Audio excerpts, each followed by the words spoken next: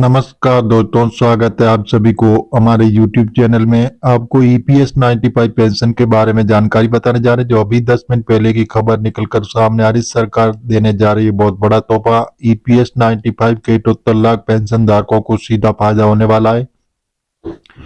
Pension भोगी और बुजुर्गों के लिए डिजिटल जीवन प्रमाण पत्र आंकड़ा रिकॉर्ड 1 करोड़ के पार। केंद्र सरकार की तरफ से एक बहुत बड़ा आदेश भी आ चुका है कि अभी जो इसके बारे में विस्तार पूर्वक आपको जानकारी बताएंगे, तो बने रहे हमारी वीडियो में शुरू से अंत तक।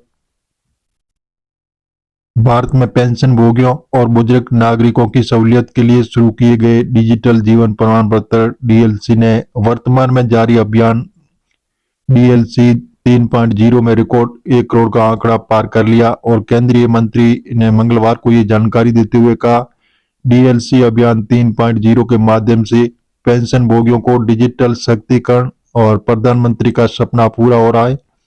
और पेंशन भोगियों के डिजिटल सशक्तिकरण के लिए राष्ट्रीय मीडिया और राष्ट्रव्यापी जैसे डिजिटल जीवन प्रमाण पत्र अभियान 3.0 का शुभारंभ किया।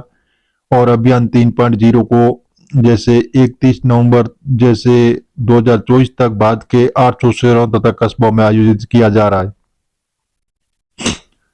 इस अवसर पर पेंशन राज्य और DLC अभियान 3.0 के सफल कार्यान्वयन के माध्यम से पेंशन भोगियों को डिजिटल सशक्तिकरण के लिए जैसे प्रधानमंत्री मोदी जी के जैसे विजन को पूरा किया जा रहा है। पेंशन वितरण करने वाले बैंक, पेंशन और पेंशन भोगी कल्याण विभाग, रक्षा, लेख और रेल मंत्रालय, दूरसंचार विभाग, डाक विभाग, IPPB को UIDAI, पेंशन भोगी कल्याण संगठनों सहित सभी प्रमुख हितधारक पेंशन भोगियों को डिजिटल सशक्तिकरण के दृष्टिकोण को साकार करने के लिए पूरी सरकार के साथ मिलकर काम कर रहे हैं। 26 नवंबर 2024 तक 100 लाख DLC तैयार हो चुके, जिनमें जैसे कम से कम 30,34,218 DLC यानी 30% से अधिक DLC फेस ऑथेंटिकेशन के माध्यम से तैयार हुए। और DLC अभियान 3.0 के तहत फेस ऑथेंटिकेशन के माध्यम से जमा DLC में 202 गुना की वृद्धि। अभियान 3.0 में सभी राज्यों में उत्साहजनक प्रतिक्रिया मिली। अभियान के भाग के रूप में सभी हितधारकों में भागीदारी के साथ विशाल शिविर आयोजित किए जा रहे हैं, जिनमें से जैसे दिल्ली, बेंगलुरु, आयोजन हैदराबाद में भी 25 नवंबर 2024 तक 800 शहरों के जिलों में 1984 शिविर आयोजित किए गए। देश भर में 1.8 लाख डाकिये तैनात किए गए।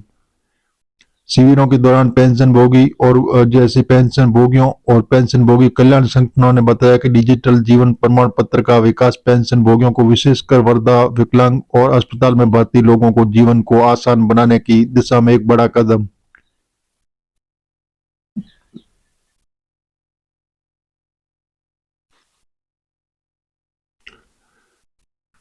तो जी हाँ दोस्तों, आज से EPS 95 पेंशन 7,500 प्लस DA जैसे PM का बड़ा ऐलान हो भी चुका है कि फाइनली तारीख जारी हो चुकी है। अब EPS पेंशन धारकों के लिए बहुत बड़ी खुशखबरी आई कि EPS पेंशन बढ़ोतरी की लिस्ट भी जारी हो चुकी है।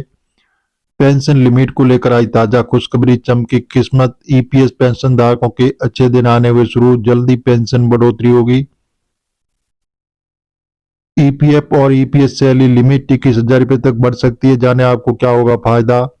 सरकार EPF के तहत वेतन सीमा को 15,000 रुपये से बढ़ाकर 21,000 करने पर विचार करेगी। अगर ये प्रस्ताव पास होता है तो EPF और EPS योगदान सीमा में तीसरी बार बढ़ोतरी होगी।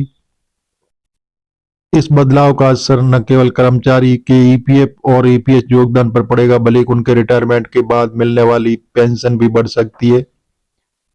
अगर आप एम्प्लॉयर EPF और एम्प्लॉय पेंशन स्कीम EPS के तहत योगदान कर रहे हैं, तो आपके लिए एक महत्वपूर्ण खबर आ रही है कि सरकार EPF के तहत वेतन सीमा को 15,000 रुपये से बढ़ाकर 21,000 करने पर विचार करेगी। अगर ये प्रस्ताव पास होता है तो ये EPF और EPS योगदान सीमा में तीसरी बार बढ़ोतरी होगी। इस बदलाव का असर न केवल कर्मचारियों के EPF और EPS योगदान पर पड़ेगा, बल्कि उनके रिटायरमेंट के बाद मिलने वाली पेंशन भी बढ़ सकती है। आइए विस्तार पूर्वक इसकी जानकारी आपको बताते हैं, तो बने रहे हमारी वीडियो में शुरू से अंत तक। आपको संपूर्ण जानकारी मिलेगी कि इस बदलाव से आपको क्या असर हो सकता है। जैसे हायर ईपीएस पेंशन, ईपीएफ और ईपीएस सैलरी लिमिट 21,000 रुपये तक बढ़ सकती है। तो जाने आपको क्या इसका फायदा होगा। ईपीएस पर अब अभी आई ताजा खबर, मुफ्त मेडिकल सुविधाएं, 4 सूत्री मांगों पर होगी चर्चा, वित्त मंत्री का नया ऐलान, विशेष सूचना की 78 लाख पेंशन धारकों की बल्ले बल्ले, ज्यादा कर्मचारियों को मिलेगा ईपीएस का लाभ। वर्तमान में यदि किसी कर्मचारी की सैलरी 15,000 से अधिक है तो ईपीएस एम्प्लॉयर पेंशन स्कीम का हिस्सा बन सकता है। भले ही वह ईपीएफ में योगदान कर रहा, लेकिन सरकार ईपीएफ वेतन सीमा को 21,000 तक बढ़ा देती है। तो जिन कर्मचारियों की बेसिक सैलरी 15,000 से अधिक है तो वे ईपीएस योजना में शामिल हो सकते हैं, और इसका मतलब है कि अब अधिक कर्मचारी ईपीएस के तहत पेंशन प्राप्त करने के योग्य हो सकते हैं। ईपीएफ में कमी, ईपीएस में वृद्धि, जैसे ही वेतन सीमा बढ़ेगी वैसे ही ईपीएस योगदान में भी वृद्धि होगी। वर्तमान में यदि किसी कर्मचारी का वेतन 15,000 रुपये तक है तो 8.33% का योगदान ईपीएस में 1250 तक किया जाता है। बाकी का पैसा ईपीएफ में जमा होता है, लेकिन अगर वेतन सीमा रुपये 21,000 हो जाती है तो ईपीएस में 1749 तक का योगदान किया जाएगा।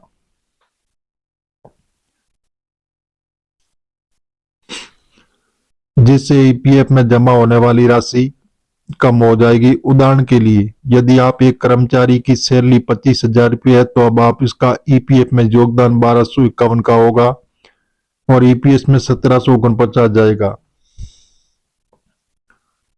तो ईपीएस पेंशन पर अभी आई ताजा खबर, कैबिनेट की बैठक भी संपन्न हो चुकी कि आज अंतिम निर्णय जारी किया गया कि जल्दी खातों में पेंशन जमा होगी।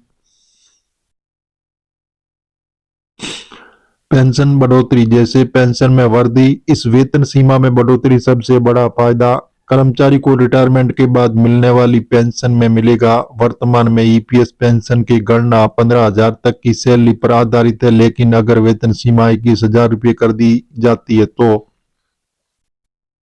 पेंशन की गणना 21,000 पर आधारित होगी। उदाहरण के तौर पर यदि किसी कर्मचारी का पेंशन योग्य सेवा काल 30 साल है तो वह 60 महीने अधिकतम 15,000 से अधिक सैलरी प्राप्त करता है तो वर्तमान में उसकी पेंशन 6,857 रुपये प्रति माह होगी, जो कि 32 × 15/70 के आधार पर है। लेकिन यदि वेतन सीमा 21,000 तक बढ़ती है तो पेंशन की गणना 21,000 रुपये प्रति माह सैलरी के आधार पर की जाएगी, जिससे उसे 9,600 रुपये प्रति माह पेंशन मिलेगी।